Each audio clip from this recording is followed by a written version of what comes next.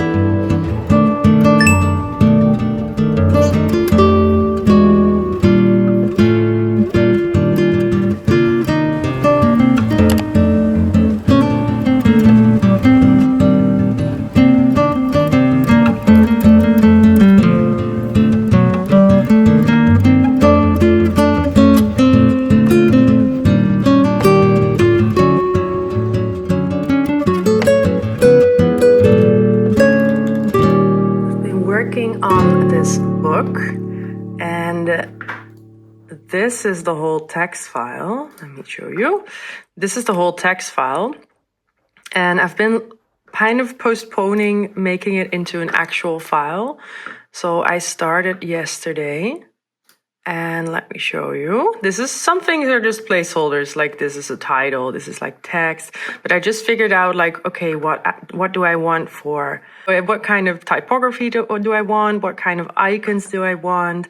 These are all placeholders, what kind of colors, how does it look like? And then these things like this, like I want to have some drawn elements, so this is going to be replaced, and this is also going to be different, but it helped to start it. So this is the first sub-chapter. Like the first chapter is about the creative part, and you've seen it. You've seen that first chapter in my videos already.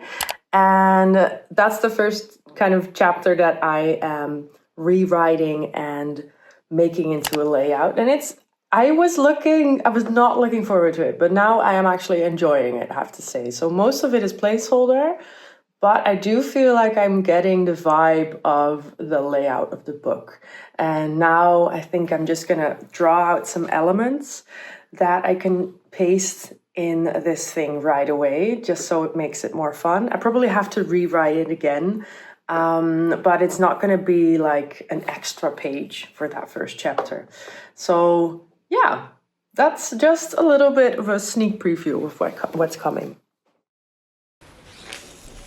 If you've been following me on here for a bit, you know exactly what's going on, but I have not felt like working on my big oil paintings lately.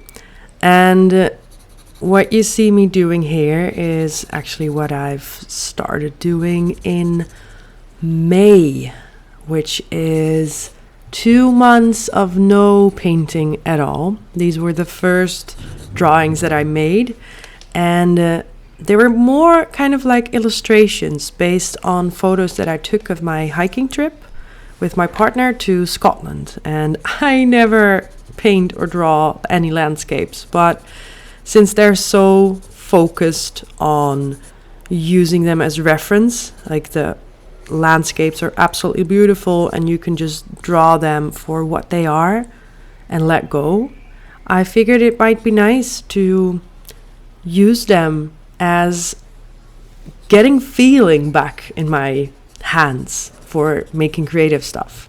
And the pencil drawings actually turned out really nice, I would say. I made variations, pencil drawings, I made some acrylic ink and acryline and mixed media drawings, which I mostly didn't like, but that's fine. And then I also made some tiny acrylic ink and acryline and oil pastel drawings, paintings, whatever you want to call them. And some of them I liked. And I made color variations of some photos. So some photos I used like 3 times and then did like different colorways. But it was just nice to work on something tiny for a change. And something also that it didn't matter if they were not pretty or if they were not good. I'm going to show you all of them together at the end. These are just some instances I filmed. But they were a nice, no pressure exercise. And I even had some fun while making them.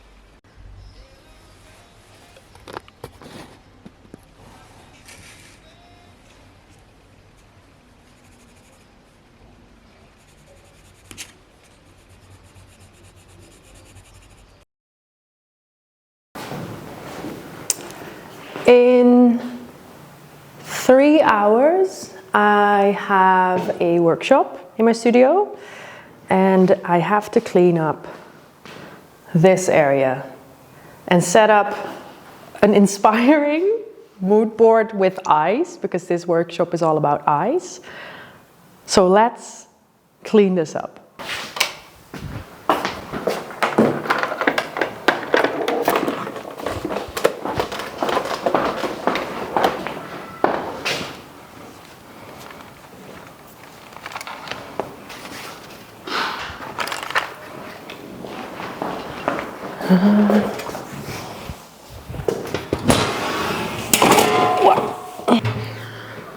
Waar ga ik deze laten?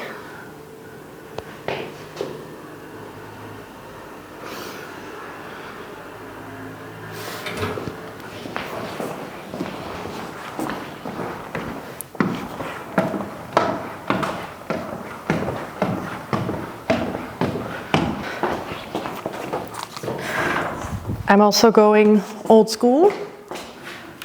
So I ordered these flyers to put at like nice cafes and downstairs for imaginary friends, but also for fantastical florals with the same back. And I was designing these, and graphic design is not my strong suit. I kind of have to get into it, and I always think too difficult. And then I thought, wait, I'm already making these posters every time I have a new workshop, so why not make these the front and then just have a little story on the back about what it is, and if people want to get like a group workshop, that they could email me, and just a simple QR code to go to the website. So yeah, we are going old school with our marketing.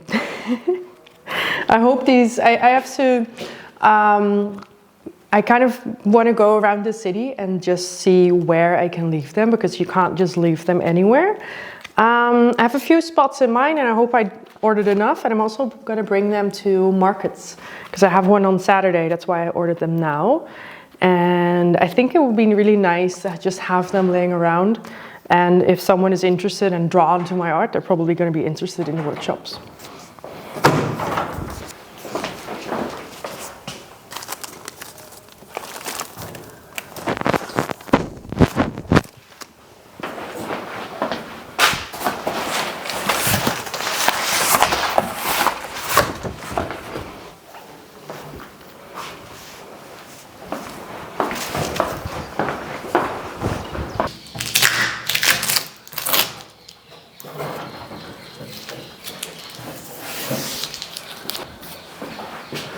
Ta-da!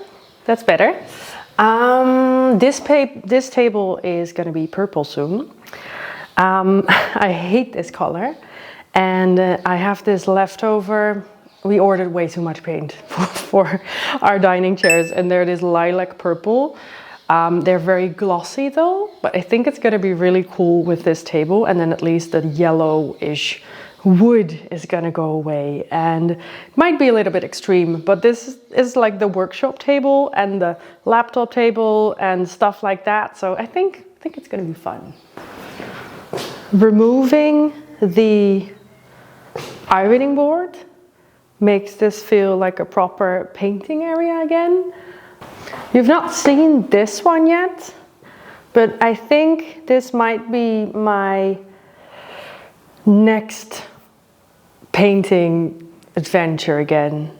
And I have no idea what to do with it yet, but I think this one is so abstract still that I can do whatever I want with it, and this one is filled in so much that I don't want to ruin it as a first painting experiment again. But yeah, removing the iron board, nice. Cleaning up, nice. I want to prep those canvases at some point because there's like, what is on there? I don't know. Like old stuff. And that way I have new stuff because I am out of funds at the moment, so I don't have money to get like a big roll of linen. So I'm thinking actually if I want to paint other things, maybe I'll get canvas and see if that works with like gessoing it myself, but we'll see. First I have these ones, and I'm not yet ready to paint anyway.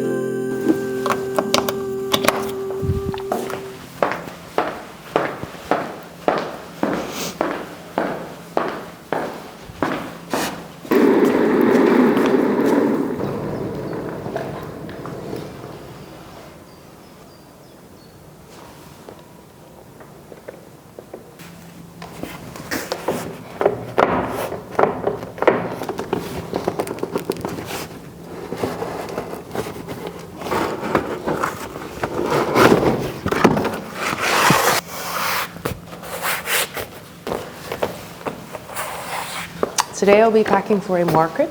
I have it on Saturday, so that's tomorrow. I've not packed anything yet. I'm not sure what I'm gonna bring yet, but it's gonna be prints, which I already have, and then flyers for my workshops, and I want to bring some originals as well, so I'm going to decide which ones I'm taking. Yesterday I drew some sketches, but like not in my regular arsenal of themes. I came across this post about yokai, like Japanese ghosts, and I've always loved them, like from the Ghibli movies, and like there's a lot of them in there, so I think that was like the first time that I saw them. But I saw this post and I was like, maybe I want to do something with that, because it's not something that I have to think a lot about. Like I think of the composition and how the anatomy work, but not like how I feel. It's more like an illustration. So at first I started like drawing the actual figures, like just copying. And then I think after a few minutes I was bored, because that's just drawing someone else's drawing. So I felt like maybe I'll combine it with these landscape sketches that I made. And I did not film it, but it turned out into this giant frog. I think the name was Yogama. I'm probably pronouncing it wrong. Or Ogama. And I put it on this mountain because I read that the frogs, or toads actually, there's these big toads that can be like 1,000 years old, and they become these really big, massive creatures, and they eat people. Perfect. And with all the pictures that I found, there was this cloud coming out of its mouth. So I included that, but I picked out some illustrations that portrayed them, and it had like these traditional drawn clouds with like swirls. So that was a fun experiment. It's like a tiny drawing, but it was really fun to combine all those things, because I never really draw animals or fantastical creatures, even though I really love them. I always draw figures. But I mean, it's a shape, and you can move a shape in a different way. So you kind of understand like how it works. So yeah, that's fun. I'm thinking maybe I'll create another one today, just because yesterday was fun and it was nice to look at all these different old illustrations, like really old drawings, and see what I could make of them. So maybe I'll do that today as well. I think so. It's nice always to just work a little bit in a series.